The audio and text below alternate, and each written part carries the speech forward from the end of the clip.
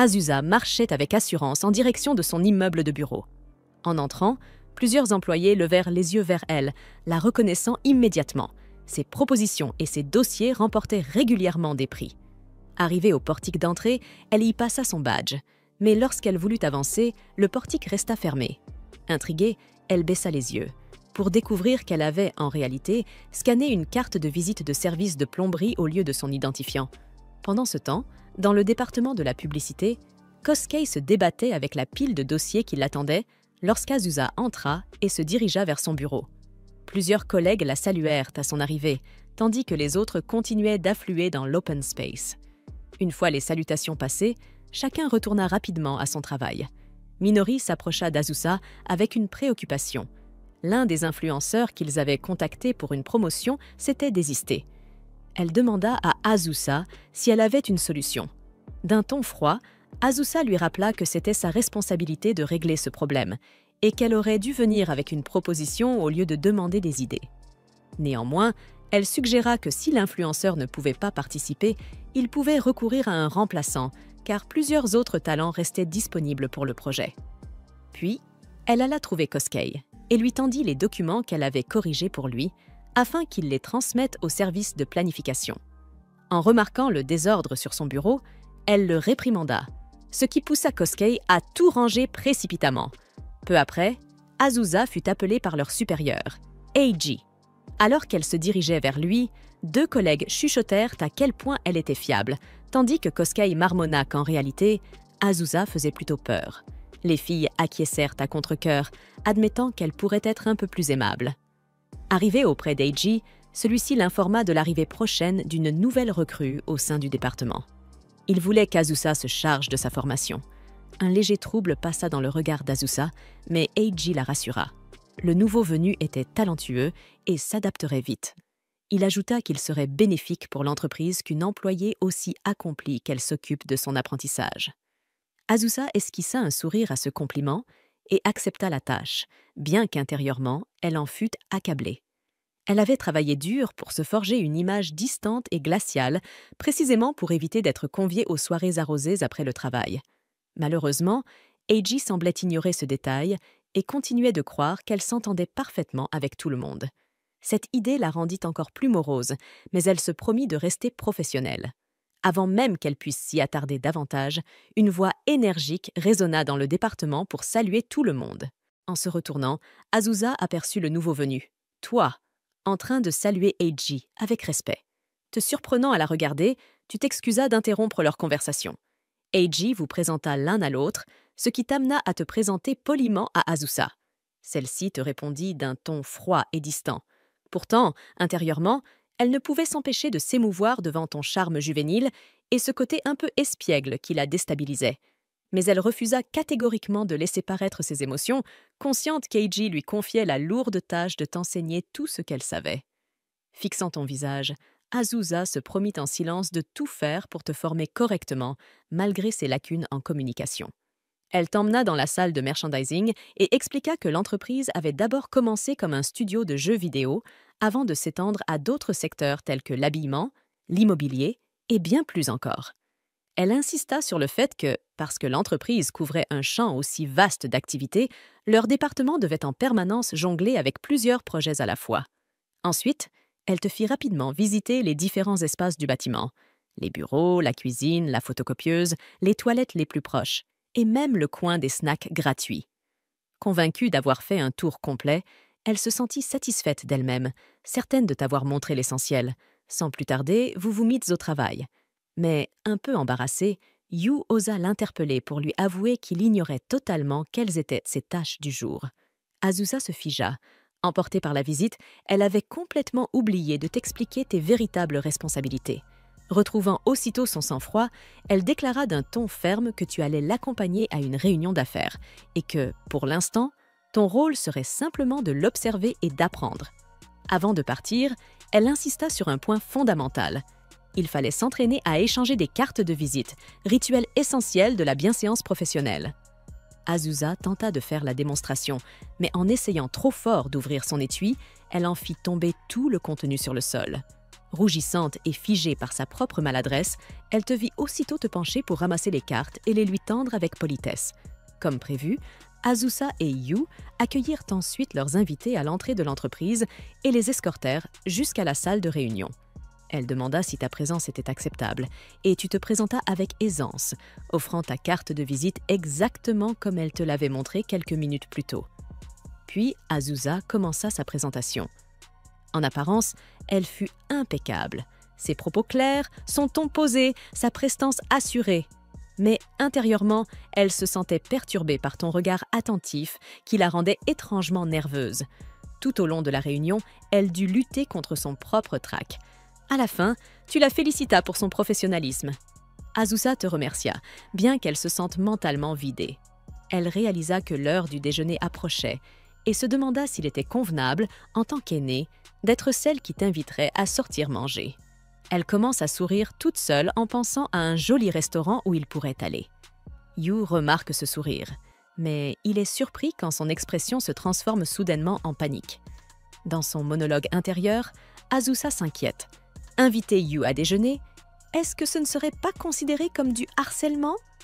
Elle redoute aussi de paraître froide ou inaccessible si elle ne l'invite pas. Son anxiété s'aggrave encore à l'idée qu'elle ne saurait peut-être même pas tenir une conversation légère pendant le repas. Voyant son air troublé, Yu lui fait une remarque. Décontenancée, Azusa annonce brusquement qu'elle a une autre réunion et lui dit d'aller déjeuner sans elle. Elle s'éloigne rapidement, essayant de cacher la rougeur de son visage. Une fois à bonne distance, elle se laisse glisser contre un mur et soupire, se demandant comment elle peut jouer le rôle de mentor, alors que sa personnalité rend même les interactions les plus simples si difficiles. En fin de journée, Yu l'approche pour lui dire qu'il rentre chez lui. Azusa acquiesce, puis se reproche en silence d'avoir répondu d'un ton trop sec. Avant de partir, Yu la remercie de veiller sur lui, avouant qu'il était très nerveux pour son premier jour. Azusa lui dit que c'est normal pour un nouveau de commettre des erreurs et l'assure qu'il pourra toujours compter sur elle. Elle lui offre encore quelques mots d'encouragement avant son départ. En sortant, ses autres collègues s'arrêtent aussi pour discuter avec lui de sa première journée. Le soir, alors qu'Azusa rentre seule dans les rues sombres, elle se sent coupable. Elle réalise qu'elle a passé plus de temps à se soucier de son image qu'à penser aux sentiments de Yu. Elle se promet que le lendemain, elle sera plus attentive et directe avec lui. Le jour suivant, Yu discute tranquillement avec ses collègues lorsque Azusa apparaît et leur ordonne froidement de s'écarter. Ils lui cèdent aussitôt le passage. Azusa s'assoit à son bureau, intérieurement fière d'avoir salué tout le monde, normalement, sans se rendre compte qu'elle a en réalité paru intimidante. Plus tard, elle confie à Yu la tâche de rédiger une proposition pour un studio de manga, en lui donnant des échantillons de ses propres travaux comme référence. Alors que Yu se plonge dans la tâche, Azusa se jure qu'aujourd'hui sera le jour où elle l'invitera enfin à déjeuner. Quand Yu lui demande ensuite de relire son travail, elle lui signale plusieurs erreurs et lui dit de corriger ses passages. Avant qu'il ne s'y mette, elle ajoute fermement qu'il devra faire ses révisions après le déjeuner. Azusa décide que c'est le moment parfait pour l'inviter à déjeuner. Mais en se tournant pour le chercher, elle ne le voit pas. Confuse, elle finit par l'apercevoir revenant à son bureau. Avec un gobelet de nouilles instantané, elle le réprimande aussitôt pour avoir mangé quelque chose d'aussi mauvais pour la santé. Mais Yu lui explique qu'il doit faire attention à son budget. Azusa choisit de ne pas insister et détourne le regard, se sentant coupable d'avoir manqué son occasion et d'avoir peut-être été trop dure, surtout qu'elle ignorait sa situation financière. Yu, cependant, remarque la mine abattue de sa supérieure. Dans un petit restaurant, Azusa prend son propre déjeuner tout en se sentant insuffisante dans son rôle de mentor. Elle se souvient de la fois où son propre mentor l'avait emmenée dans ce même lieu, partageant avec elle des paroles d'encouragement et de sagesse autour d'un repas. Ce souvenir ne fait qu'accentuer son sentiment d'échec. La sonnerie de son téléphone la tire de ses pensées. Elle termine rapidement son plat avant de rappeler Ritsu. En chemin vers le bureau, elle discute avec lui des tâches qui restent à accomplir. Ritsu la remercie, puis lui conseille de s'exercer à faire de petites conversations plus souvent. Il évoque aussi le café collaboratif sur lequel ils avaient travaillé auparavant, convaincu que l'établissement les contactera bientôt pour un nouveau projet. Azusa approuve, notant que ce serait une bonne opportunité de formation pour Yu. Ritsu, amusé, apprend qu'Azusa a maintenant un stagiaire sous sa responsabilité. Il la taquine en lui disant de ménager le petit nouveau, sachant pertinemment que ses compétences en communication ne sont pas son point fort. Quand Azusa proteste intérieurement en affirmant qu'elle s'est plutôt bien débrouillée aujourd'hui, Ritsu lui rétorque franchement que ses habituelles réponses courtes ne sont pas de vraies conversations. Depuis son bureau, il observe Yu et prévient Azusa que les jeunes employés de nos jours n'hésitent pas à changer de travail s'ils se sentent négligés. Azusa s'inquiète aussitôt à l'idée que Yu puisse la quitter à cause de son manque de tact en tant que mentor. Ritsu suggère qu'elle lise un livre de développement personnel, mais Azusa fait la moue, affirmant qu'elle n'a pas besoin qu'une success story lui dicte comment s'améliorer. Elle met fin à l'appel et retourne au bureau. Au coucher du soleil, le département de la communication termine sa journée. Azusa boucle ses propres tâches et rentre chez elle, s'arrêtant dans une librairie pour acheter plusieurs ouvrages de développement personnel sur la communication et le mentorat. Une fois dans son appartement, elle se rend compte qu'elle a oublié d'acheter de quoi dîner. En ouvrant son réfrigérateur, elle n'y trouve rien et se contente de nouilles instantanées. Elle se sermonne elle-même pour avoir mangé exactement ce qu'elle avait reproché à Yu, mais se console en se disant qu'au moins, elle accompagne son repas d'un jus de lait. Plongée dans ses livres, Azusa découvre que la première règle pour être un bon supérieur est d'accueillir tout le monde avec énergie et un sourire. Se souvenant de son salut glacial du matin, elle réalise qu'elle avait fait exactement l'inverse. Pour s'exercer, Azusa prend un petit miroir et commence à tester son sourire et ses salutations. Mais son propre reflet lui paraît si crispé et inquiétant qu'elle abandonne aussitôt, décidant de passer au conseil suivant. Le livre suggère que, plutôt que d'être stricte, elle devrait encourager son subordonné avec des compliments. Ce conseil la trouble, car elle sait qu'elle devra forcément corriger les erreurs de Yu tôt ou tard. Allongée sur son canapé, elle commence à se demander si elle est réellement faite pour être mentor. Ses pensées sont interrompues lorsqu'elle se souvient des nouilles qu'elle avait laissées de côté. En vérifiant, elle découvre qu'elles sont trop cuites. Attristée, elle casse ses baguettes et se met à manger malgré tout. Le lendemain matin, Azusa se réveille en retard. Paniquée, elle s'empresse de se préparer, inquiète de l'impression qu'elle donnerait à Yu si elle arrivait après l'heure. Heureusement, elle parvient à accélérer sa routine et arrive au bureau parfaitement présentable. Là, elle aperçoit Yu, qui la salue chaleureusement. Azusa s'apprête à lui rendre son salut, mais se fige lorsqu'elle surprend Akemi et Minori chuchotant à son sujet. Elles disent qu'elle est stricte et effrayante, et que la seule raison pour laquelle on tolère son absence de compétences sociales, c'est qu'elle excelle dans son travail. Ces paroles la blessent, et Azusa laisse tomber sa tablette, révélant des post-it remplis de rappels sur la communication. Yu les ramasse rapidement et lui tend soigneusement la tablette. En la récupérant, Yu aperçoit l'expression de douleur qu'elle peine à dissimuler. Elle se ressaisit aussitôt et lui lance d'un ton sec qu'il est temps de commencer leur journée. Mais avant qu'elle ne parte, Yu s'avance vers les deux collègues qui avaient bavardé. Avec un sourire tranquille, il leur dit combien il se sent chanceux d'être sous la tutelle d'Azusa, car il a déjà vu son côté attentionné. Akemi et Minori sont déconcertés, comprenant qu'Azusa a entendu leurs propos. Yu revient ensuite vers Azusa et s'excuse d'avoir pris des initiatives. Azusa détourne obstinément le regard, affirmant qu'elle ne le remerciera pas, avant de murmurer discrètement un « merci ». Alors qu'ils se dirigent vers leur département, Azusa essaie maladroitement de lui demander s'il veut déjeuner avec elle. Mais Yu, ne comprenant pas l'allusion, répond simplement qu'il prendra encore des nouilles. Tout le monde dans la salle de réunion écoute attentivement, tandis qu'Azusa présente ses plans pour un futur café de collaboration. L'un de leurs jeux, Racing Girls, organisera un événement de Med Café, où les personnages apparaîtront habillés en soubrette. Pendant ce temps, l'intérieur du café sera entièrement redécoré pour ressembler à la carte du jeu, offrant ainsi une expérience immersive aux visiteurs. Yu observe depuis le côté, admirant à quel point Azusa paraît calme, confiante et professionnelle pendant sa présentation. Une fois la réunion terminée, Azusa et Yu accompagnent leurs invités jusqu'à la sortie du bâtiment. Leurs partenaires se disent ravis du projet, affirmant que la dernière collaboration avait été un grand succès, attirant de nombreux nouveaux fans. Dès que les invités partent, Azusa annonce d'un ton ferme à Yu qu'il participera lui aussi au café collaboratif. Elle lui ordonne d'examiner ses plans de projet et de compléter plusieurs documents en se basant sur son travail précédent. Alors qu'elle se tourne pour rentrer, Azusa se promet en silence que ce jour sera celui où elle invitera enfin Yu à déjeuner. Mais lorsqu'elle scanne sa carte d'identité à la porte, celle-ci est rejetée. Elle s'est trompée de carte. Plus tard, au bureau, Azusa observe Yu en train de jouer à Racing Girls. Yu lève les yeux vers elle et lui demande si elle joue réellement au jeu qu'elle gère. Azusa confirme que oui, expliquant que cela lui permet de mieux comprendre les clients en expérimentant le jeu elle-même. Ce qu'elle ne lui dit pas, c'est qu'elle aime sincèrement jouer. Concentrée sur Yu, elle lui conseille de continuer à s'entraîner avant de finaliser sa propre proposition. Suivant son conseil, Yu lance une course, mais s'écrase presque immédiatement. Décidant de lui montrer l'exemple, Azusa lui demande son téléphone, secrètement soulagée de pouvoir enfin mettre à profit ses talents de joueuse pour guider son collègue. Avant de rejoindre l'entreprise, elle avait été une gameuse passionnée, travaillant même à temps partiel comme testeuse de jeux vidéo à l'université.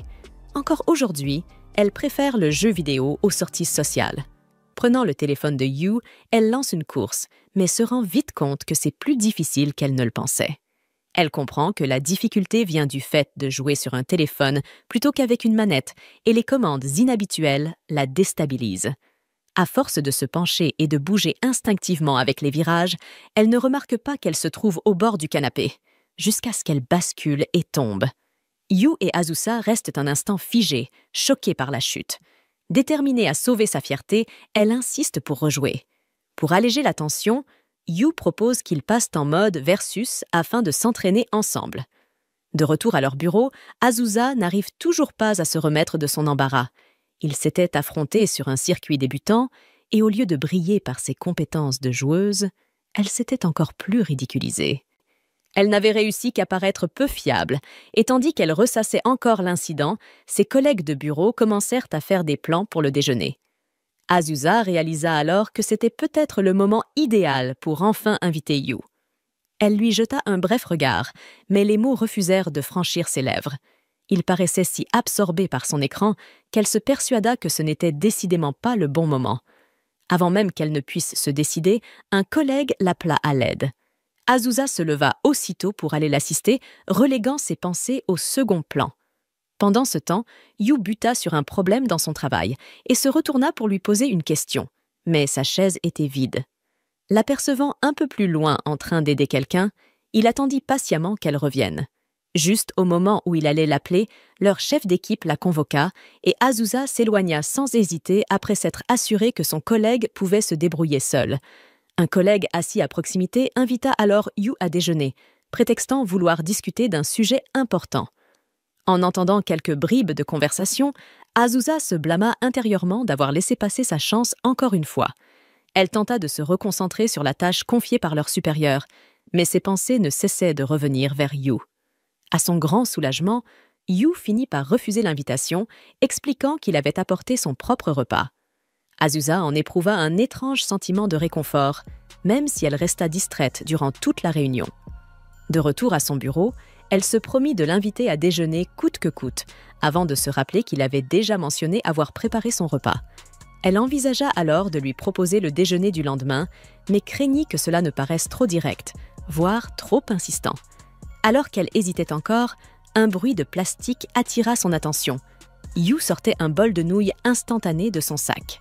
Azusa fronça les sourcils et Yu lui expliqua, un peu gêné, qu'il essayait d'économiser, mais qu'il mangerait mieux le mois prochain. Ravalant sa timidité, Azusa déclara soudain qu'elle l'invitait à déjeuner. Yu voulut refuser, mais elle se retourna vivement et insista d'un ton ferme. En tant que mentor, c'était son devoir de veiller à sa santé et à son efficacité au travail. N'ayant plus d'arguments, Yu finit par accepter. Assis enfin face à face au restaurant, Azusa afficha un petit sourire satisfait. Elle y était enfin parvenue. Elle l'avait invité à déjeuner. En attendant leur plat, elle se remémora avec tendresse son propre mentor et les leçons qu'elle avait reçues sur la manière de se comporter avec respect et assurance. Absorbée par ses souvenirs, elle ne remarqua pas Yu qui plaçait discrètement une serviette et un verre d'eau devant elle, de simples attentions qu'elle voulait justement lui apprendre. Voyant son air pensif, Yu s'apprêta à lui demander si quelque chose n'allait pas, mais la serveuse arriva pour prendre leur commande. Lorsque les plats furent servis, Azusa resta figée, les yeux écarquillés devant le plat que Yu avait choisi. Yu n'avait commandé qu'une salade. Elle le gronde en posant une généreuse portion de son steak sur sa salade avant qu'il n'ait le temps de protester. Azusa fronce les sourcils, pensant que le déjeuner ne commence pas très bien. Mais quand Yu prend une bouchée, son expression s'éclaire devant la saveur du plat. Il la remercie et admet que c'est son premier vrai repas depuis un certain temps. Sans réfléchir, elle lui demande pourquoi il a un budget si serré et regrette immédiatement sa question, trouvant cela trop personnel. Yu hésite, puis avoue qu'il a acheté un kit de modélisme coûteux et qu'il a décidé de réduire ses repas à cause de cela. À sa surprise, Azusa ne semble pas du tout le juger. Au contraire, elle lui dit calmement qu'il n'y a rien de mal à se faire plaisir avec ce qu'on aime, mais qu'il ne doit pas négliger sa santé dans le processus. Yu hoche la tête, promettant de faire mieux, tandis qu'Azusa se promet en silence d'arrêter de passer des nuits blanches à jouer à de nouveaux jeux. Pour détendre l'atmosphère, Azusa lui propose de refaire des parties du jeu de course afin de renforcer leur proposition. Plus tard dans la nuit, Azusa passe des heures à jouer au jeu de course jusqu'à ce qu'elle obtienne enfin la première place en utilisant les commandes sur mobile. Son estomac grogne de protestation, lui rappelant qu'elle n'a pas encore mangé. En ouvrant son réfrigérateur, elle ne trouve que 2 œufs et pas de nouilles udon. Alors elle se contente de nouilles au curry instantané et d'une boisson aux légumes. En regardant son repas, elle réalise qu'elle n'a aucun droit de faire la leçon à Yu sur les repas équilibrés alors qu'elle fait exactement la même chose. Le lendemain, Azusa se rend au bureau, visiblement plus fatiguée que d'habitude. Elle avait veillé toute la nuit à jouer à Racing Girls. Malgré sa fatigue, elle se sent satisfaite d'elle-même, car maintenant Yu peut lui poser n'importe quelle question sur le jeu et elle pourra répondre avec assurance. Au travail, Azusa observe Yu assis à côté d'elle. Il semble préoccupé par quelque chose, ce qui lui rappelle avec tendresse comment elle était lorsqu'elle était encore débutante. Elle se souvient que le conseil de son mentor était de toujours poser des questions lorsque c'était nécessaire. Le fait que son mentor le souligne rendait son supérieur beaucoup plus accessible. Décidée à faire de même, elle dit fermement à Yu qu'il devrait lui poser ses questions immédiatement dès qu'il en a une. Yu la remercie de s'en inquiéter, mais la rassure en lui disant qu'il va bien. Cette réponse surprend un peu Azusa, car elle avait prévu de l'aider aujourd'hui. En retournant à son travail, elle jette un coup d'œil à Yu en s'attendant à ce qu'il lui pose une question, mais il ne le fait pas. Elle essaie de rester près de lui, prétextant aller chercher de l'eau et revenir, mais Yu ne dit rien. Finalement, Azusa tente de le pousser à poser une question, mais Yu décline poliment l'offre une fois de plus. Azusa se dirige vers les canapés, se demandant pourquoi Yu ne l'a pas encore approché. Elle commence à s'inquiéter d'avoir peut-être créé une atmosphère peu accueillante et que le déjeuner d'hier n'ait pas suffi à la rendre plus accessible. Elle décide que la solution est simple. Il lui suffit de l'inviter à nouveau à déjeuner aujourd'hui. Si elle montre à quel point elle peut être fiable et s'assure qu'il mange correctement, il pourrait se sentir assez à l'aise pour venir la voir en cas de besoin. Avec ce plan en tête, Azusa retourne dans le bureau, déterminée à inviter Yu à déjeuner. Cependant, elle entend une conversation entre lui et leurs collègues au sujet du déjeuner. Yu accepte d'aller avec eux et suggère même d'inviter Azusa, mais les autres rejettent l'idée.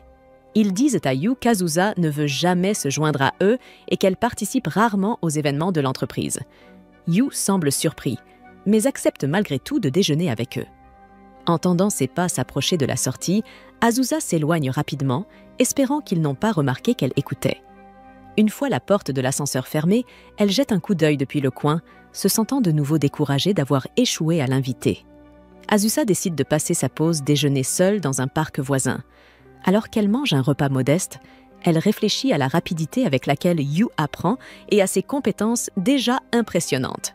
Cette pensée l'inquiète, car s'il continue à assimiler les choses aussi vite, il pourrait bientôt trouver ses leçons inutiles.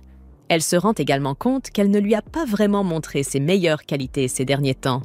Avant qu'elle ne puisse s'attarder davantage, son téléphone sonne. C'est un appel d'un de leurs partenaires commerciaux, et elle décroche immédiatement dans son ton habituellement posé. Pendant ce temps, Yu et ses collègues passent par le parc en revenant au bureau. Yu aperçoit Azusa au téléphone, travaillant avec diligence même pendant sa pause. Il s'arrête un instant pour l'observer, silencieusement impressionné, jusqu'à ce que ses collègues l'appellent et qu'il se dépêche de les rejoindre. À la fin de la journée, Azusa remarque que Yu est toujours à son bureau. Elle tente de lui offrir son aide, mais il insiste pour dire qu'il a seulement besoin de peaufiner la proposition et que tout le reste est déjà pris en charge. À la sortie de l'immeuble, Azusa passe sa carte, mais hésite à quitter complètement le portail. La culpabilité la tiraille de laisser Yu travailler seule, alors elle se tourne vers leur appartement. En le voyant concentré à son bureau, elle se sent soudain gênée de l'interrompre. Tentant de se faufiler discrètement, elle se fait rapidement surprendre par Yu. Rougissante, elle explique qu'elle est revenue parce qu'elle avait oublié de terminer certaines tâches, puis s'assoit et allume son ordinateur. Le temps passe, et Azusa finit par rappeler à Yu qu'il devrait rentrer, car le dernier train est sur le point de partir. Yu refuse, disant qu'il a presque fini, mais la remercie de s'inquiéter pour lui et lui dit qu'elle devrait partir avant lui. Puis, presque timidement, il avoue qu'il trouve sa proposition inspirante, pas seulement pour l'écriture elle-même, mais pour tout son éthique de travail. Il veut créer quelque chose dont elle serait fière. Lorsqu'il se tourne vers elle, il est surpris de voir des larmes monter dans ses yeux. Il lui tend rapidement des mouchoirs, et Azusa lui dit que, même si c'est bien de travailler dur, il ne devrait pas se surmener. Elle ajoute qu'il s'en sort vraiment bien, même beaucoup mieux qu'elle ne l'avait fait lorsqu'elle avait commencé. Yu la remercie d'être attentionnée et de l'avoir invitée à déjeuner, avouant qu'il sait qu'elle préfère manger seule. Pris de panique, Azusa laisse échapper qu'elle voulait en réalité manger avec lui, que cela n'avait absolument rien de gênant. En réalisant ce qu'elle vient de dire, son visage devient d'un rouge vif et elle cache son embarras en lui disant sévèrement de finir son travail. Lorsque Yu termine enfin, Azusa réserve un taxi pour eux, mais le processus prend tellement de temps que Yu s'endort en attendant. Azusa dépose silencieusement son manteau sur lui et lui attache même son écharpe autour du cou.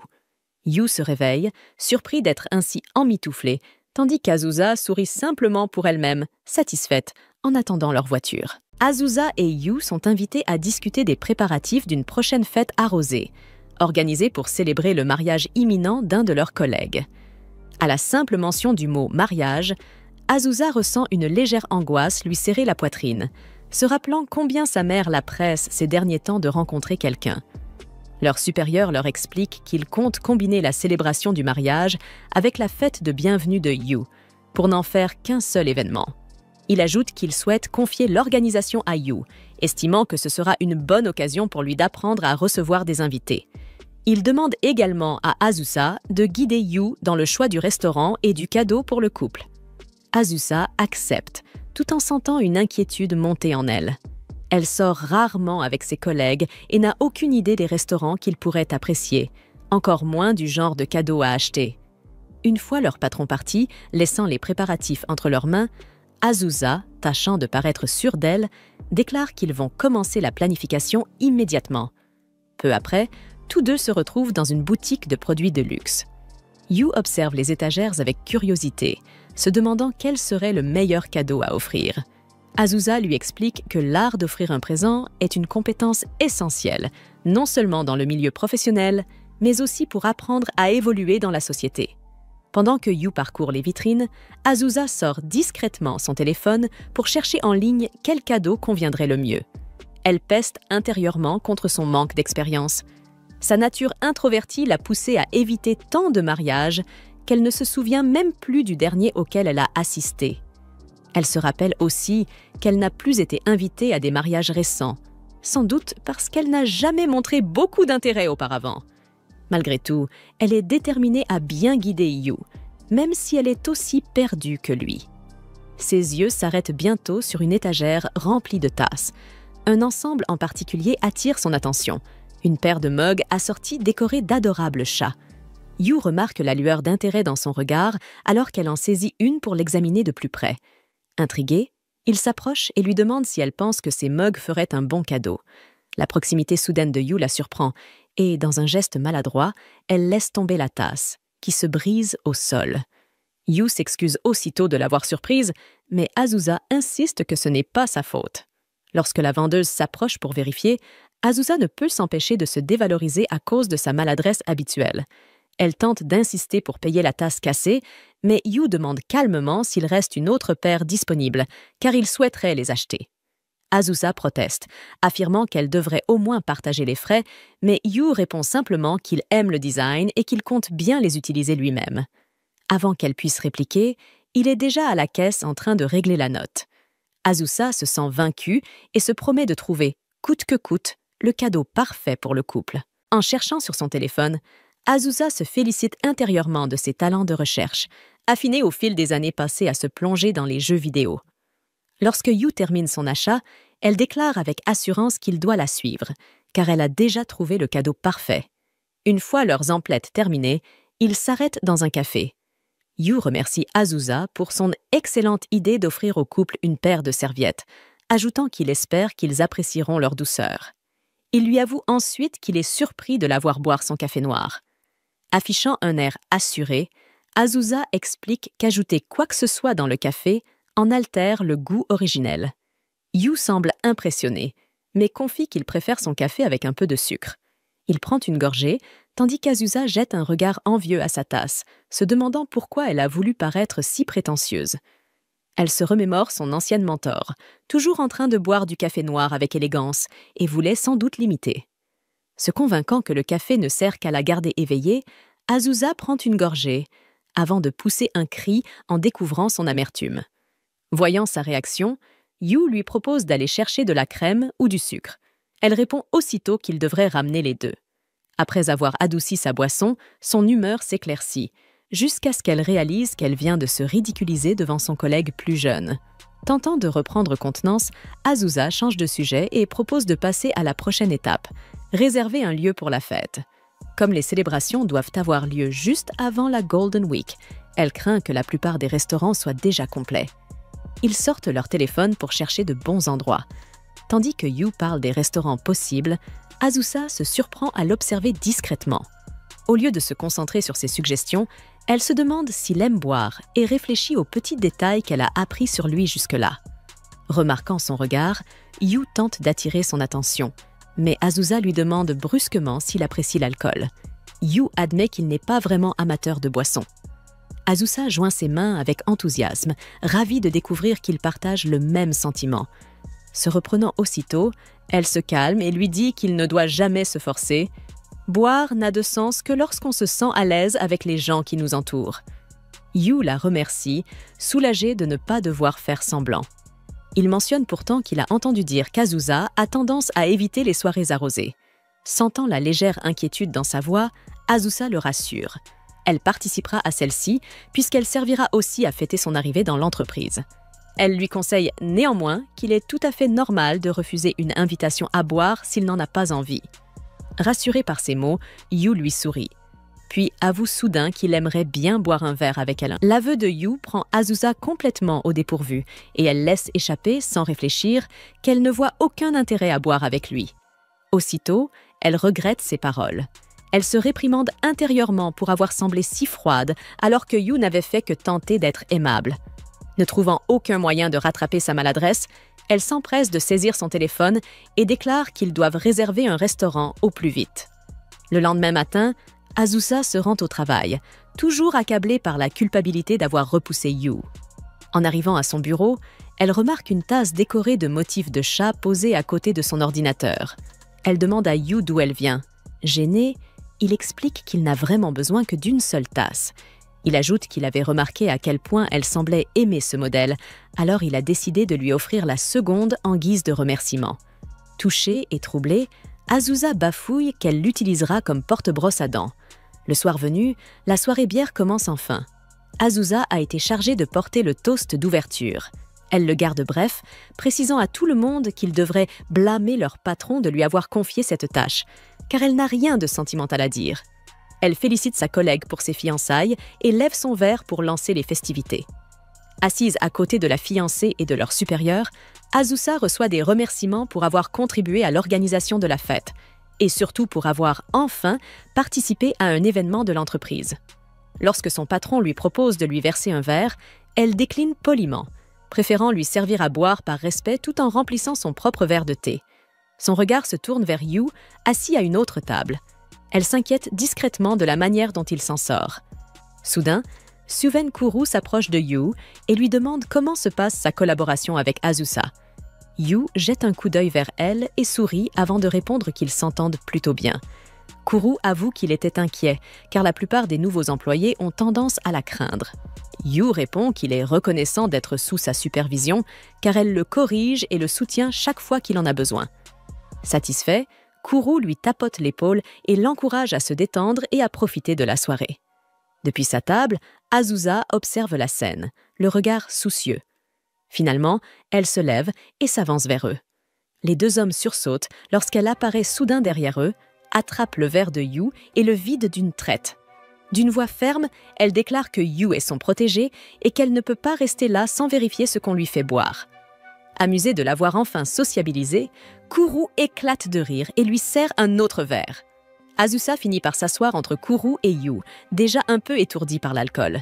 Minaret leur propose de la nourriture, et lorsque Kuru tente de verser un autre verre à Yu, Azusa réagit aussitôt. Elle remplit un verre de thé et le lui tend fermement, l'obligeant presque à le boire à la place. Kuru éclate de rire et lui dit qu'elle devrait laisser Yu boire un peu. Gênée, Azusa s'excuse rapidement et se rend aux toilettes. Le temps passe et Yu remarque qu'elle n'est toujours pas revenue. Jetant un œil vers la sortie, il l'aperçoit dehors. Il va la rejoindre et Azusa, essayant d'avoir l'air en forme, finit par admettre qu'elle se sent un peu mal. Elle lui dit qu'elle va rentrer plus tôt et Yu propose d'aller chercher ses affaires. Lorsqu'il revient dans la salle, les autres expriment leur déception en apprenant qu'Azusa s'en va, surtout parce que c'était la première fois qu'elle participait à l'une de leurs soirées. Kuru insiste pour qu'Azusa rentre se reposer, mais exige que Yu reste boire avec eux. Yu tente de se défiler pour lui rapporter ses affaires, mais ses collègues l'en empêchent. C'est alors qu'Azusa réapparaît dans la pièce, le visage fermé. Elle annonce qu'elle vient de recevoir un appel d'un client mécontent du travail de Yu et qu'elle doit en discuter avec lui immédiatement. Yu reste un instant perplexe. Il ne se souvient d'aucune erreur, avant de remarquer le regard discret d'Azusa. Il comprend qu'elle lui tend une porte de sortie. Jouant le jeu, il s'excuse auprès du groupe et quitte rapidement la salle, prétextant des affaires urgentes. Sur le chemin du retour, Azusa s'excuse d'avoir provoqué une telle scène et de l'avoir entraînée dehors si tôt. Yu lui répond qu'au contraire, il lui est reconnaissant, car il n'avait pas vraiment envie de boire. Soulagée, Azusa garde pourtant un teint pâle. Yu lui suggère alors de faire une pause avant de continuer à marcher. Debout près d'un banc, Azusa lui demande timidement s'il la trouve effrayante en tant que mentor. Elle explique qu'elle l'a trouvé un peu nerveux pendant la soirée et qu'elle s'est demandé si c'était à cause d'elle. Yu admet qu'il était effectivement nerveux, mais uniquement parce que c'était sa première fête d'entreprise. Cela n'avait rien à voir avec elle. Un court silence s'installe, puis Azusa esquisse un sourire et lui dit doucement que lorsqu'il se sent nerveux, il devrait essayer de respirer lentement. Yu lui rend son sourire et lui dit qu'il ne la trouve pas du tout effrayante. Au contraire, elle a toujours été gentille avec lui. Il se rappelle avec affection de leur toute première rencontre. Ce jour-là, il répétait nerveusement pour son entretien, et Azusa était passée par hasard. Elle lui avait alors conseillé de respirer calmement, de rester posée et de considérer l'entretien comme une occasion de découvrir l'entreprise plutôt que comme une épreuve. Il l'avait remerciée et, depuis ce jour, elle avait éveillé sa curiosité. Soudain, Azusa se lève et commence à marcher devant lui. Pris de court, Yu laisse échapper qu'il aimerait partager un verre avec elle un jour. À sa grande surprise, elle accepte sur un ton malicieux, avouant qu'elle aimerait lui apprendre beaucoup de choses, et en apprendre de lui aussi. L'humeur de Yu s'allège à sa réponse, mais son soulagement se transforme vite en inquiétude lorsqu'il remarque que les pas d'Azusa deviennent hésitants. Avant qu'il n'ait le temps de réagir, elle vacille presque, l'alcool finissant par la rattraper. Le lendemain, Azusa gronde Yu parce qu'il n'a pas pris de douche. Il s'excuse, expliquant qu'après l'avoir accompagné chez elle, il a manqué le dernier train et a dû passer la nuit chez un ami, où il s'est endormi aussitôt. Elle commence à se sentir coupable, jusqu'à ce que ses yeux tombent sur une légère trace de rouge à lèvres sur sa chemise. Tirant immédiatement ses propres conclusions, elle suppose qu'il a passé la nuit chez sa petite amie. Kuru remarque la tâche à son tour et la souligne d'un ton amusé. Avant que Yu ait pu se justifier, Kuru s'éloigne déjà, convaincu que le jeune homme a une relation secrète. Ne pouvant retenir sa curiosité, Azusa exige des explications. Rougissant, Yu affirme que la trace vient d'elle, lorsqu'il l'a aidée à monter dans le taxi la veille au soir. Le visage d'Azusa devient cramoisi. Horrifiée, elle insiste pour qu'il retire sa chemise afin qu'elle puisse lui en acheter une neuve. Mais Yu recule aussitôt, gênée qu'elle tente de le déshabiller en plein bureau. Avant que la situation ne devienne encore plus embarrassante, leur supérieur les interrompt. Il leur demande s'ils peuvent le remplacer pour un déplacement professionnel à Okinawa pendant la Golden Week. Pendant le vol en direction d'Okinawa, Azusa rappelle à Yu qu'ils ont un programme chargé devant eux. Yu lui répond avec un sourire confiant, lui promettant de donner le meilleur de lui-même. Azusa détourne alors le regard vers la mer étincelante en contrebas, fascinée par l'éclat bleu profond des vagues. À leur arrivée, un représentant de l'entreprise les accueille et leur annonce qu'ils partageront une voiture pour se rendre sur le lieu du tournage. Le trajet est animé, rythmé par les discussions enjouées de l'équipe. Au milieu de cette agitation, Yu revoit ses notes, tandis qu'Azusa l'observe silencieusement jusqu'à leur arrivée à destination. La séance photo débute sans accroc. La mannequin, Nashiko, trouve rapidement son rythme, rendant le tournage fluide et agréable. Yu, chargé de filmer les coulisses, demande à Azusa s'ils ont le droit d'enregistrer pendant les pauses. Elle confirme qu'ils ont déjà l'autorisation, mais lui rappelle qu'il doit toujours prévenir les personnes qu'il souhaite filmer. Yu, intriguée, lui demande alors pourquoi elle porte elle aussi un maillot de bain, pensant que seule Nashiko devait en porter un. Avec une certaine fierté, Azusa lui explique qu'il serait impoli de laisser Nashiko être la seule dans cette tenue, et qu'elle a donc décidé d'enfiler un maillot elle aussi, pour que l'atmosphère reste naturelle. Yu, un peu gênée, lui répond que ce n'était pas nécessaire, puisque le mannequinat en maillot fait partie du travail de Nashiko.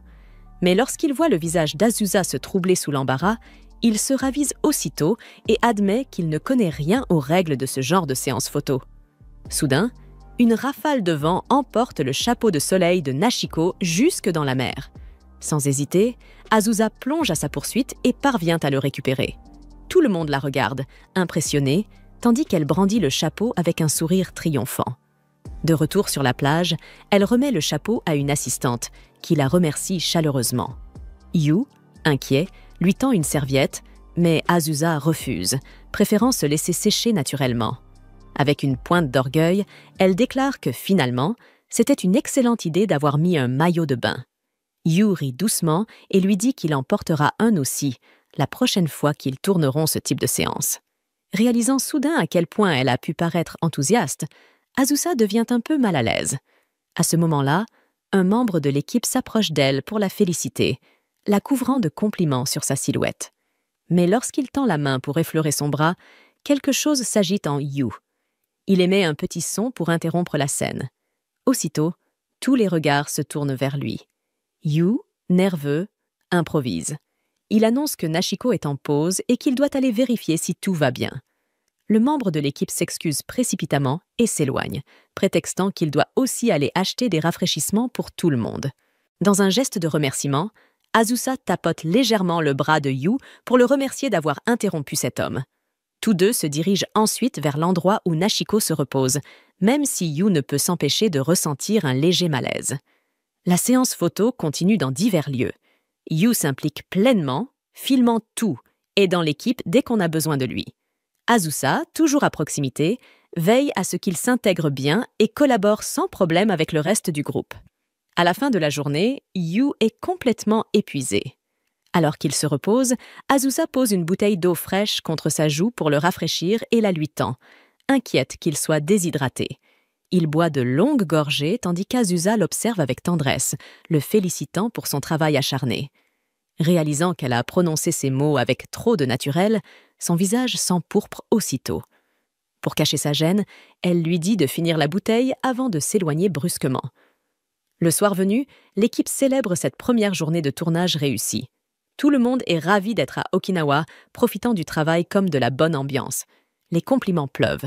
On félicite Azusa pour avoir si bien organisé le planning, rendant le déroulement de la séance fluide et sans accroc. On remercie également Yu pour son aide précieuse. Soudain, la scène s'anime. Des artistes sifflent pour attirer l'attention, et la musique traditionnelle emplit l'air. Les danseurs invitent tout le monde à les rejoindre.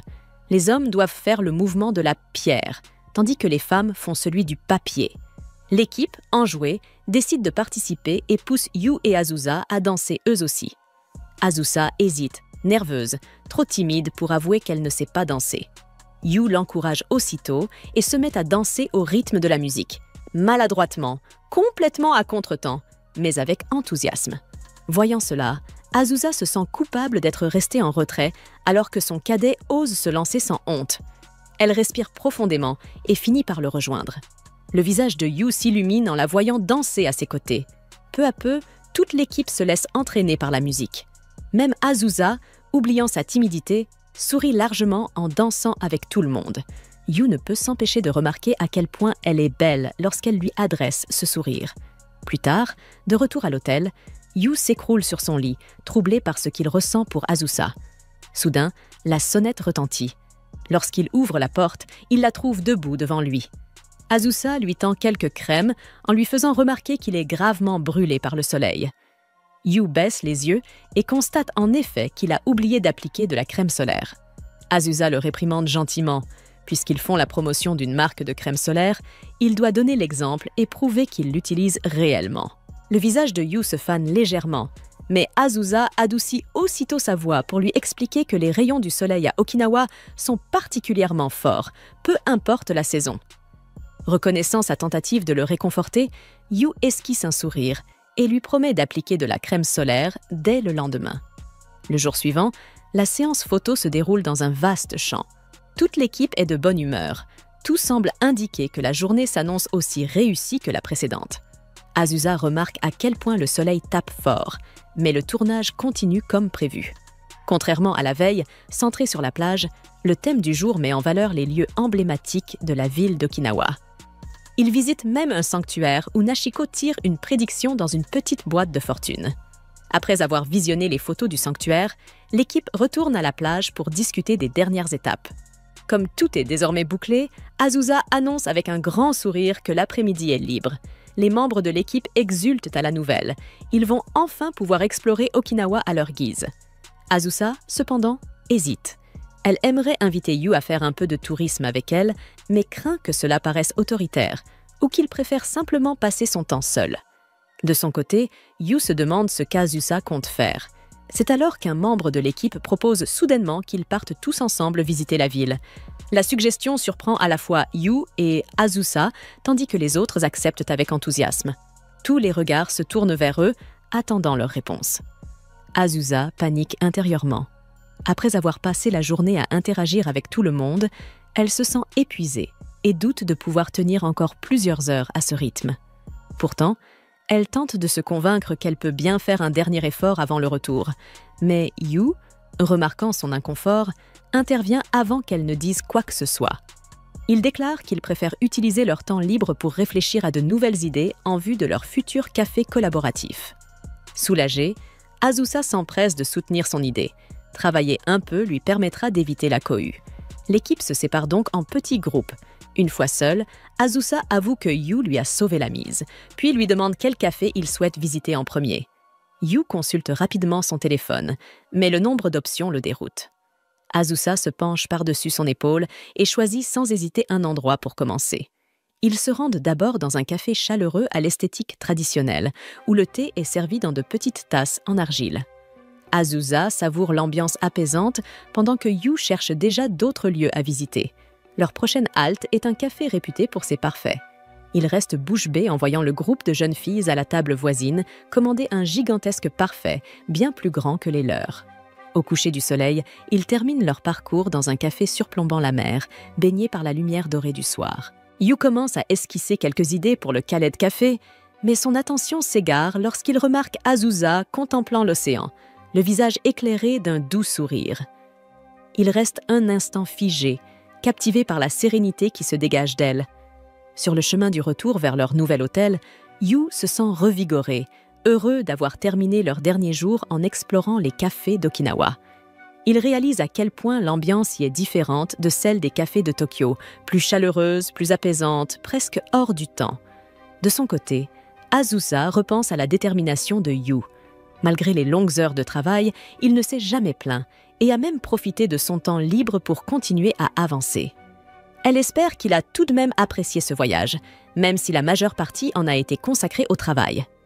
Remarquant qu'elle devient silencieuse, Yu se tourne vers elle pour s'assurer que tout va bien. Azusa lui sourit rapidement et le remercie pour les images des coulisses qu'il a filmées, un travail précieux pour la suite du projet. Mais à leur arrivée à l'hôtel, une surprise les attend. Le personnel leur annonce qu'une seule chambre a été réservée.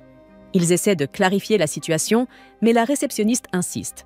La réservation est bel et bien faite ainsi. Ce qu'ils ignorent, c'est que Minori, chargée des réservations, a simplement confondu chambre simple avec 2 lits et 2 chambres simples, croyant qu'il s'agissait de la même chose. Azusa tente de voir s'il est possible de réserver une autre chambre, mais tout est complet à cause des vacances de la Golden Week. Résignée, elle accepte la situation, se disant qu'ils trouveront bien un moyen de s'arranger une fois installés. Plus tard, après avoir pris son bain, Azusa réfléchit à tout cela. Même si la chambre comporte 2 lits séparés, l'idée de dormir dans le même espace la rend nerveuse. Elle envisage un instant de chercher un autre hôtel, mais se rend vite compte qu'il est trop tard pour espérer trouver une chambre libre un soir férié. Elle pousse un long soupir. Décidément, elle a le don pour attirer ce genre de malchance. Elle se souvient d'un précédent voyage professionnel où elle avait dû partager une chambre avec son mentor, Kenzaki. Elle avait été tout aussi tendue à l'époque, mais Kenzaki avait réussi à détendre l'atmosphère en commandant des parts de gâteau, notées ensuite sur la note de frais de l'entreprise comme compensation pour erreur de réservation. Songeant à ce souvenir, Azusa se demande ce qu'elle pourrait faire pour rendre la situation plus confortable pour Yu. En sortant de la salle de bain, elle constate que Yu n'est plus dans le salon. Il est en train de ranger quelques affaires dans son sac. Lorsqu'elle lui demande où il va, Yu lui explique qu'il compte passer la soirée dans un manga café tout près, afin de lui laisser la chambre pour elle seule. Mais alors qu'il s'apprête à sortir, Azusa le retient doucement par le bras. Elle lui assure que ce genre d'erreur arrive et qu'elle n'a aucun problème à partager la chambre avec lui. Elle ajoute, un peu gênée, que cela lui est déjà arrivé auparavant. Yu reste hésitant, encore mal à l'aise à l'idée. Azusa finit par lui raconter qu'elle avait déjà partagé une chambre avec son mentor, une personne qu'elle admirait beaucoup et que tout s'était très bien passé.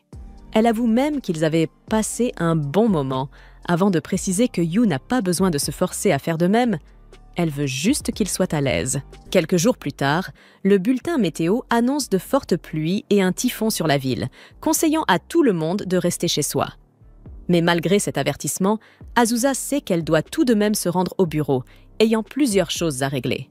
En chemin, elle pense soudain à Yu, son élève. En tant que mentor, elle se dit qu'elle ne peut pas se relâcher. Elle doit donner l'exemple et veiller à ce que Yu rentre tôt du travail. Un instant, elle se surprend à rêvasser au voyage qu'ils ont partagé, avant de se ressaisir et de reprendre contenance. Elle s'équipe soigneusement pour affronter la pluie. Bottes imperméables, serviettes dans le sac, mais, ironie du sort, elle oublie son parapluie en quittant la maison. Arrivée au bureau, elle est étonnée d'y trouver Yu déjà présent, et surtout de réaliser qu'ils sont seuls, tous les deux. Mal à l'aise mais professionnelle, elle l'exhorte à travailler vite afin qu'il puisse partir plus tôt avant que la tempête ne s'aggrave. Pourtant, Azusa ne peut s'empêcher de se sentir nerveuse. Le silence, le bureau vide, la présence de Yu juste à côté d'elle, tout cela la trouble plus qu'elle ne veut l'admettre. Elle tente de se raisonner, se rappelant qu'ils ont déjà passé une nuit dans la même chambre, mais elle se dit aussitôt que cela aurait pu être évité. La pluie redouble de violence et ils doivent bientôt se rendre à une réunion. Azusa, bien équipée, remarque que Yu, lui, n'a pas de chaussures étanches. Elle le réprimande gentiment, lui conseillant de mieux se préparer à l'avenir. Mais une fois dans le hall, elle réalise son erreur. Elle a oublié son parapluie à la maison. Elle se sent ridicule d'avoir fait la morale à Yu, alors qu'elle-même n'a rien prévu. C'est alors que Yu sort un parapluie de son sac et le lui tend calmement. Azusa, gênée, essaie de refuser, mais Yu en sort un deuxième, plus petit, en précisant qu'il en garde toujours 2 au cas où. Azusa se sent encore plus idiote et un peu attendrie par sa prévoyance. Dehors, il lutte contre la pluie battante. Azusa, protégée sous le grand parapluie, remarque que Yu se fait tremper sous le petit. Touchée, elle s'avance pour le couvrir avec le sien, mais il refuse, préférant continuer sous son parapluie minuscule. Exaspérée, Azusa insiste. « Tu ne peux pas arriver trempée à la réunion !» Elle tend le grand parapluie vers lui, mais Yu s'approche doucement, prend la poignée et le partage avec elle. Leurs mains se frôlent, leurs doigts se touchent, et Azusa sent sa peau brûler sous le contact. Rougissante, elle baisse les yeux, tandis qu'ils marchent côte à côte sous la pluie, unis sous le même parapluie, leurs pas se mêlant au rythme des gouttes battantes. Sous le parapluie, Azusa sent la chaleur du corps de Yu contre le sien, et c'est à cet instant seulement qu'elle réalise à quel point il est grand. Peu après, ils arrivent à la réunion et présentent aux clients leurs différents produits. Yu prend naturellement la parole pour exposer leur projet, et Azusa reste bouche bée devant sa prestance. En le voyant si confiant et compétent, elle ne peut s'empêcher d'être impressionnée, mais aussi un peu frustrée, se trouvant bien médiocre en tant que supérieure. Elle se promet alors de le renvoyer tôt chez lui, au moins pour se rattraper un peu. De retour au bureau, elle s'empresse de le sécher avec sa serviette. Yu, amusé et ravi, se laisse faire, tandis qu'Azusa ne peut s'empêcher de le comparer à son chat resté chez ses parents, docile et attendrissant. Un peu plus tard, Yu retire sa veste et la suspend maladroitement à sa chaise. Azusa remarque tout de suite que la veste est mal accrochée. Elle la prend pour la remettre correctement, mais en la tenant, elle est frappée par sa taille, bien plus grande que la sienne. Par curiosité, elle la passe sur ses épaules, un sourire gêné aux lèvres, et se met à jouer un instant avec le vêtement. C'est à ce moment-là que Yu revient avec 2 cafés et la surprend en pleine action. Azusa, prise sur le fait, pousse un petit cri de honte, les joues écarlates. Mais avant qu'elle puisse dire un mot, un coup de tonnerre retentit violemment, faisant sursauter la jeune femme. Paniquée, elle s'éloigne aussitôt de la fenêtre. Voyant à quel point elle est terrorisée, Yu lui propose calmement de jouer à un jeu de mots pour détourner son attention. Peu à peu, la tension s'apaise, et Azusa rit timidement jusqu'à ce que l'orage se calme enfin. Ils reprennent le travail, et lorsque la nuit commence à tomber, Azusa dit à Yu de rentrer chez lui. Il lui demande si elle compte rester, et elle lui répond que oui. Elle travaillera depuis chez elle le lendemain, donc elle veut terminer quelques tâches aujourd'hui. Gentiment, Yu lui propose de l'aider. Ses yeux s'illuminent à cette offre et elle lui demande d'aller chercher un dossier au département des ventes pendant qu'elle assiste à une réunion en ligne. En le voyant partir, Azusa se demande comment il peut être aussi attentionné. Pendant ce temps, Yu arrive au service des ventes où il retrouve une vieille connaissance. Les 2 hommes échangent quelques mots chaleureux, puis son ami lui demande un petit coup de main s'il n'est pas trop occupé. Toujours serviable, Yu accepte sans hésiter. De son côté, Azusa termine sa réunion, fière d'avoir réussi à faire partir Yu plus tôt. Mais à sa grande surprise, lorsqu'elle lève les yeux, Yu est toujours là. Elle lui demande, un peu agacée, pourquoi il n'est pas encore parti. Yu explique calmement qu'il aidait un ami, le même qu'il avait soutenu quand il cherchait du travail. Cette justification met Azusa hors d'elle. Furieuse, elle se lève d'un bond et marche d'un pas vif vers le département des ventes. Lorsqu'elle retrouve l'ami en question, elle le réprimande sévèrement. La voix tremble. Le collègue d'Azusa tente de se justifier, affirmant qu'il avait bien précisé à Yu qu'il ne devait l'aider que s'il était libre. Mais Azusa ne croit pas un mot de ses explications. Furieuse, elle le fixe droit dans les yeux et lui rétorque d'un ton glacial que, en tant que supérieur, ils savent très bien qu'un junior ne refuse presque jamais une demande d'un aîné, et qu'il a profité de cette situation. Elle ajoute sèchement qu'il est hors de question de faire supporter à Yu des tâches supplémentaires, surtout si cela l'oblige à faire des heures supplémentaires. Puis, sans attendre de réponse, elle tourne les talons et quitte la pièce, laissant derrière elle un lourd silence. Le collègue, embarrassé, s'excuse auprès de Yu, qui le rassure avec un sourire gêné. Yu remercie ensuite Azusa pour avoir pris sa défense. Elle, toujours un peu bougonne, lui rappelle qu'il a parfaitement le droit de dire non, même à un supérieur. Yu hoche doucement la tête, comprenant le message. Plus tard, alors qu'ils s'apprêtent à rentrer chez eux, la tempête redouble de violence. Le vent est si fort qu'Azusa manque de s'envoler avec son parapluie. Voyant cela, Yu s'empresse de venir à son secours et lui propose de partager son parapluie. D'un ton calme mais assuré, il lui dit « Même si je suis ton junior, je reste un homme. Laisse-moi au moins te protéger du vent. » Azusa, touchée par ces paroles, accepte. Ils avancent côte à côte, luttant contre la pluie battante et le vent furieux, serrés sous le même parapluie. Azusa ne peut s'empêcher de rougir en voyant la détermination de Yu, son visage concentré, son corps tendu pour la protéger. Soudain, une rafale plus violente manque de les déséquilibrer et Yu penche involontairement vers elle. Azusa, paniquée, lui dit de se pencher de l'autre côté pour ne pas être mouillée, mais Yu réplique avec un léger sourire. « Penche-toi plutôt vers moi. » Ces mots font battre le cœur d'Azusa et lorsque le vent souffle de nouveau, elle n'a pas d'autre choix que de se rapprocher de lui, leurs épaules se touchant, leurs pas s'accordant dans la tempête. Dans le train du retour, le silence s'installe, un peu gêné, un peu chargé d'une douce tension. Ils se remercient mutuellement pour cette journée, chacun évitant le regard de l'autre.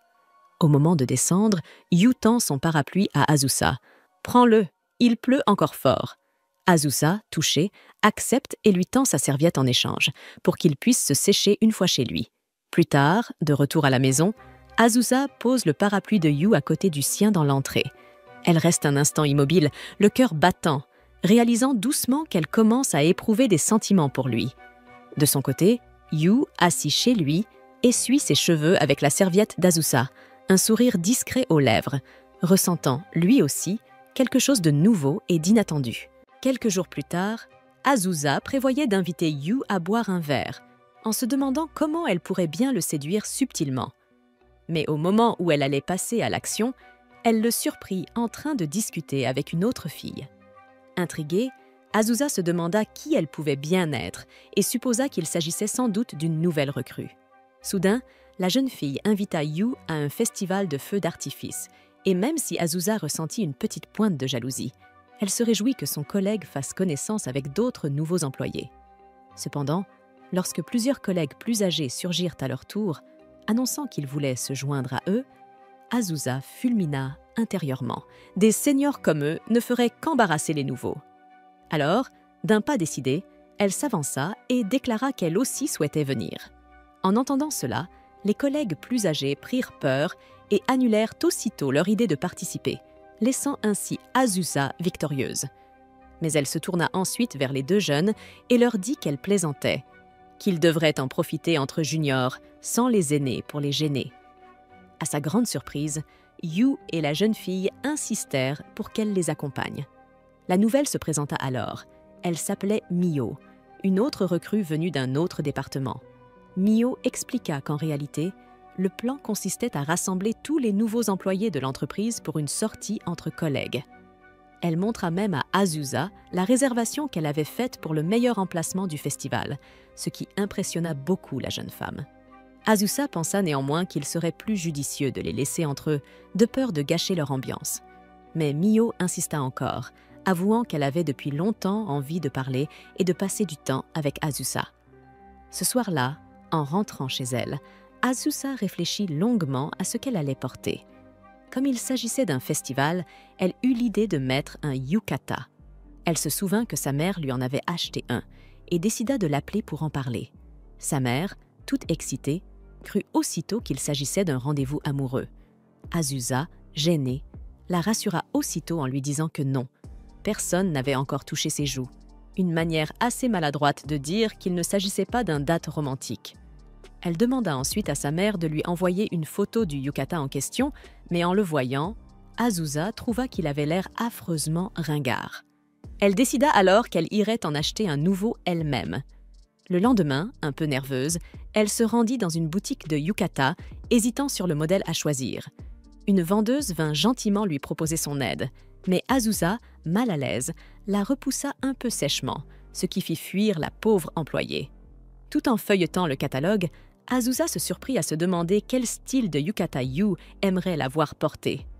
Rougissant aussitôt à cette pensée, elle secoua la tête, choisit rapidement un modèle qu'elle jugea pas trop mal et décida d'en rester là. De retour chez elle, Azusa essaya d'apprendre à enfiler son yukata en regardant des vidéos sur YouTube. Mais après avoir visionné des dizaines de tutoriels et passé des heures à s'y acharner, elle n'y arriva toujours pas. Le lendemain, découragée, elle alla voir Mio. En lui parlant du yukata, Mio lui révéla que personne n'avait prévu d'en porter, ce qui fit réaliser à Azusa qu'elle s'était un peu trop emballée. Cependant, grâce à son enthousiasme, Mio décida finalement d'en mettre un aussi. Ravie d'entendre cela, Azusa lui demanda alors comment elle comptait enfiler le sien. Quand Mio expliqua qu'elle allait simplement se rendre dans un salon pour laisser des professionnels s'en charger, Azusa décida d'en faire autant. Après leur conversation, Mio croisa Yu dans le couloir et, avec un petit sourire taquin, lui confia qu'Azusa prévoyait de venir au festival en yukata. L'image fit aussitôt battre un peu plus vite le cœur de Yu. Le jour du festival arriva enfin. Yu, Mio et les autres nouveaux employés attendaient Azusa à l'endroit convenu. Certains d'entre eux demandèrent à Yu si Azusa était vraiment aussi sévère que le disaient les rumeurs, mais il prit aussitôt sa défense. Et c'est à ce moment précis qu'Azusa apparut, vêtue d'un magnifique yukata jaune. La voir ainsi fit littéralement rougir Yu. Après les présentations, le petit groupe se mit en route vers le festival. La première chose qu'ils firent fut de chercher quelque chose à grignoter. Azusa annonça qu'elle voulait des nouilles froides, mais Yu et Mio lui expliquèrent qu'il n'y en avait pas dans ce genre de stand. Ils lui proposèrent plutôt des takoyaki. En entendant cela, Azusa sortit son portefeuille et le leur tendit avec un air de « maman généreuse ». Lorsqu'ils refusèrent poliment, elle les réprimanda en leur disant que la nourriture de foire coûtait cher et qu'il ferait mieux d'utiliser son argent. Devant son insistance, ils finirent par accepter. Ils revinrent bientôt avec une boîte fumante de takoyaki, un plat qu'Azusa n'avait encore jamais goûté. Mais dès la première bouchée, elle se brûla la bouche et se mit à tousser, provoquant la panique de ses deux jeunes collègues. Ils se précipitèrent pour lui acheter une glace pilée afin de la rafraîchir. Pendant qu'ils mangeaient, Mio et Yu se mirent à plaisanter ensemble, riant comme de vieux amis. Azusa les observa, un peu jalouse que Yu ne soit jamais aussi détendu avec elle. Plus tard, les deux juniors s'arrêtèrent à un stand de tir et commencèrent à jouer, tandis qu'Azusa les regardait de loin. En les observant ainsi, elle vit deux personnes sincères, chaleureuses et gentilles, deux qualités qu'elle avait du mal à reconnaître en elle-même. Azusa se mit à marcher sans but précis, se demandant pourquoi elle était venue ici en premier lieu. Avant même de s'en rendre compte, elle s'était perdue, et l'une de ses sandales s'était cassée. En voulant appeler quelqu'un, elle réalisa que son téléphone n'avait plus de batterie. Elle avait oublié de le recharger. Résignée, elle décida de s'asseoir sur un banc, attendant simplement, tout en se demandant pourquoi la vision de Yu, si proche d'une autre fille, lui serrait autant le cœur. Soudain, Mio apparut, haletante après l'avoir cherchée un peu partout. En voyant la sandale cassée d'Azusa, elle s'assit doucement à côté d'elle. Elle envoya un message à Yu pour lui dire où elle se trouvait, puis ajouta que Yu était mort d'inquiétude, ce qui fit aussitôt rougir Azusa. Azusa s'excusa d'avoir gâché la journée de Mio et des autres, mais Mio lui répondit avec un sourire doux que ce n'était rien, qu'elle était au contraire ravie d'avoir enfin pu la rencontrer. Elle poursuivit en disant que Yu parlait souvent d'Azusa, qu'il la décrivait comme une personne formidable, très différente des rumeurs qui circulaient à son sujet. Azusa tenta de l'interrompre, gênée par tant d'éloges, mais cela ne fit que confirmer aux yeux de Mio que Yu avait raison. Azusa était réellement quelqu'un de bon et de sincère. À ce moment-là, Yu surgit à son tour, le visage marqué par l'inquiétude. En voyant la sandale abîmée, il s'agenouilla sans hésiter. Avec un simple mouchoir et une pièce de monnaie, il réussit à réparer la sandale, au grand étonnement des deux jeunes femmes. Ils reprirent ensuite la route vers le lieu du feu d'artifice. Au milieu de la foule, Azusa, sans trop réfléchir, tendit la main vers Yu. Celui-ci la saisit doucement et leurs doigts s'entrelacèrent. Tous deux se sentirent soudain terriblement nerveux, mais aucun ne voulut lâcher. Quand ils arrivèrent à l'endroit idéal, Mio s'éloigna un instant pour aller leur chercher des boissons. Et c'est alors que les premières fusées éclatèrent dans le ciel. Les lumières colorées se reflétaient dans leurs yeux émerveillés. Azusa, sans détourner le regard des feux d'artifice, se demanda silencieusement si leur relation aurait été différente, si elle n'avait pas été sa supérieure.